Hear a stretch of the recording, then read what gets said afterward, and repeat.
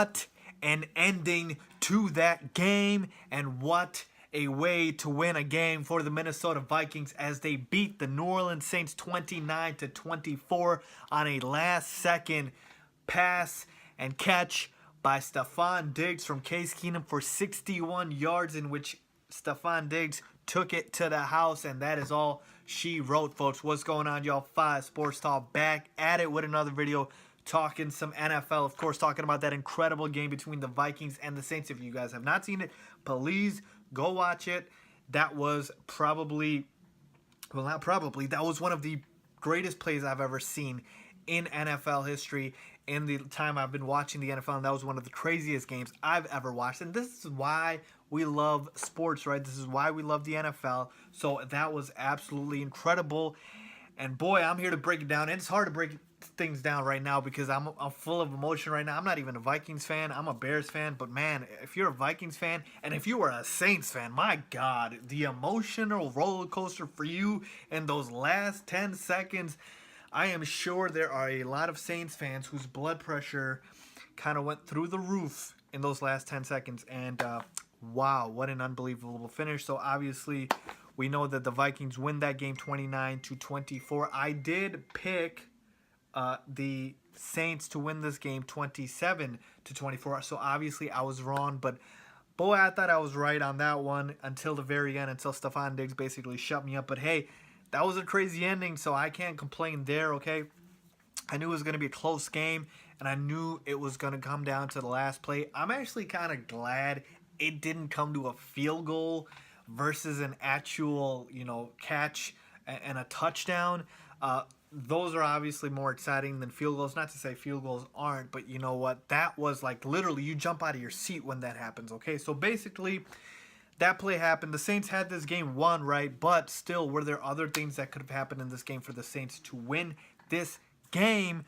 And for the Vikings, I mean, really just to break this game down for you guys, what the hell happened? Let's start real quickly from the Saints side of things. Now, obviously, Drew Brees was not impressive in the first half, had 2 interceptions, and the Saints offense really did not get going until the second half. And the Vikings got out to an early lead, 17-0. So a slow start for the Saints offense, but they did pick it up. And then, of course, Sean Payton decided to challenge everything in sight and throw away timeouts like they didn't mean anything. Thank God Drew Brees is his quarterback because Sean Payton's lack of coaching in this game could have cost, and actually, I'm not going to say did cost, because that last play, we're going to talk about it. Obviously, there could be some discussion around the coaching scheme, but my God, that last play, I'm not going to blame it on Sean Payton. But the challenges that he used, I don't know who was giving him that information. Those are some bad challenges that he absolutely wasted some timeouts on. And obviously, they did end up getting the ball back, and Drew Brees obviously found Willie Snead, and Will Lutz hit that potential game winner at the time, which was that gave the Saints the lead there. But there were still things in this game that I thought they could have done better. For instance, they were force-feeding Michael Thomas to a fault here, okay?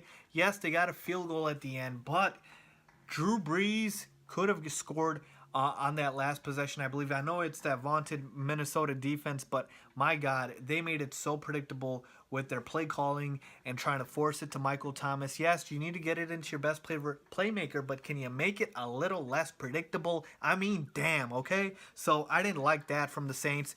And then the running game really couldn't get going all game. What is this? Mark Ingram and Alvin Kamara, 11 rushes for 43 yards, 10 rushes for 25 yards. I mean, Kamara had a receiving touchdown, but the Vikings defense absolutely shut down the running game for the Saints. And again, Drew Brees had to carry this offense, and he did a reasonably good job in this game. 25 for 40 for 3 touchdowns and 2 interceptions, but he was, I'm not going to say outplayed by Case Keenum, because obviously Case Keenum won this game, but Case Keenum had the same number of throws, same number of attempts, 318 yards, less touchdowns and an interception, but boy, was that touchdown important. So Case Keenum, man, what a feel-good story it is to see this guy, because he is a career journeyman backup, and he absolutely balled out when he was named the starting quarterback for the Minnesota Vikings. And a lot of people thought the season was over for the Vikings, myself included, okay? And Case Keenum shut us all up, folks. I mean, Case Keenum was the rock, the steadiness for the Vikings offense throughout the season. I know their defense is their strength, but Case Keenum was not a weakness, not to say the least. He had some really impressive games in the regular season, and boy, he is going to the NFC Championship game. This is absolutely unreal to me. I'm not sure Sam Bradford could have done this, folks, and I know that's easy to say. Hindsight is 2020, but Case Keenum has been absolutely incredible this year, and that was a money throw. So let's talk about that throw real quick, okay? That 61-yarder to Stefon Diggs. I don't know what the hell that DB, and I can't remember his name, Thomas something, that DB was doing on that play. He basically just tried to avoid Stefon Diggs and just went down to the ground. I think he was trying to avoid getting called for a pass interference, which would have basically set up the field goal, and they could have possibly lost the game that way. But you gotta make a play on the ball at least a little bit. I mean, he just went down to the ground. Like, what the hell was that? Okay, and after that, Stefon Diggs, nobody else was back there, and he's absolutely gone. So the other thing that comes to my mind is, at that point, aren't you usually playing prevent defense? And if you are, why was there nobody behind Stefon Diggs? And so on that, or in that aspect, that Vikings defense, the Saints defense on that one clearly messed up, because there should have been somebody deep for the possibility of a Hail Mary type. I think the Saints thought that the Vikings were just looking to get a field goal, so they did not think they were going to go for a home run, touchdown type of throw. But hey, that's what happens. That's sports for you. So absolutely incredible, incredible game. Like I said, I have never been more happy to be wrong, because like I said, as a sports fan, sometimes you just want these type of games, no matter who wins or loses, okay?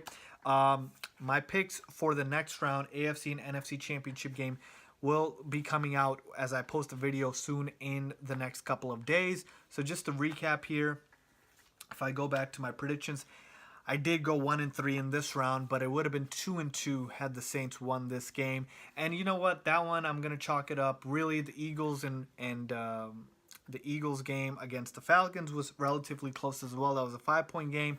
I predicted the Patriots to beat the Titans, and the Jaguars and Steelers game was a 3-point game. So all these games were relatively close. I'm not going to say, one was an egregious pick or not, and I'm not trying to absolve myself from taking the blame for making the bad picks, but I don't think they were that bad. So let's see. I think I'm at 500 now, 4-4 through the second round of the playoffs. Let's talk NFC Championship game, AFC Championship game in my next video. Stay tuned for that. Turn on your post notifications.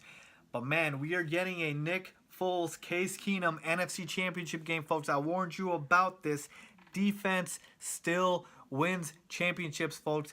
All of these defenses in this round, I said this in my other video, I'll say it again. Number 1 defense, the Minnesota Vikings. Number 2 defense, the Jacksonville Jaguars. Number 4 defense, Philadelphia Eagles. Number 5 defense, New England Patriots. Those are all the teams in the playoffs right now. The top 5 defenses, okay? Defense still wins championships. You just need to have a mediocre to a okay quarterback who just doesn't make too many mistakes, and you should be fine, okay? So Case Keenum, Nick Foles, and Blake Bortles are in the championship games with Tom Brady, of course, but Tom Brady also has an elite defense on his side. So defense still wins championship game, folks. Don't forget that. Let me know what you guys think about that game and what your thoughts were on the finish. I'm out. Make sure you guys follow me on my social media. Link down below for that. Make sure you guys subscribe, spread the word, and I appreciate you all.